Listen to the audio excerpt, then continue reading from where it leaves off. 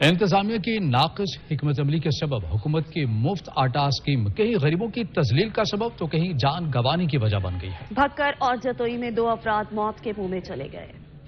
مفت آٹے کے عوض غریب شہری جان کی قیمت چکانے لگے۔ فری کی سہولت عوام کے لیے وبال جان بن گئی۔ ترسیل کے مقام پر چھینا جھپٹی، ہلڑ بازی اور دھکم پھیل کے واقعات میں اضافہ ہونے لگا۔ مفت آٹے کا حصول عوام کو مہنگا پڑ گیا۔ حکومت کی مفت آٹا اسکیم بکھر میں ایک اور غریب کی جان لے گئی۔ نواحی قصبہ نوتک میں آٹا پوائنٹ پر رش بڑھ جانے کے باعث بھگدڑ مچ گئی، جس کے نتیجے میں ایک شخص جاں بحق ہو گیا۔ جتوئی میں آٹے کے حصول کے لیے قطار میں لگی خاتون دھکم پھیل کے سبب جاں بحق ہو گئی۔ ادھر توسا شریف میں مفت آٹے کی فراہمی کے پوائنٹ پر اسسٹنٹ کمشنر پر حملے کا مقدمہ درج کر لیا گیا۔ گزشتہ روز آٹا نہ ملنے پر AC توسا کی آمد کے موقع پر خواتین نے دھاوا بول دیا تھا۔ شہریوں نے شکوہ کیا کہ مفت آٹا پوائنٹ پر سارا دن ذلیل و خوار ہوتے ہیں۔ انسانیت کی تذلیل کے واقعات بڑھ گئے، لیکن انتظامیہ کو ہوش نہیں آ رہا۔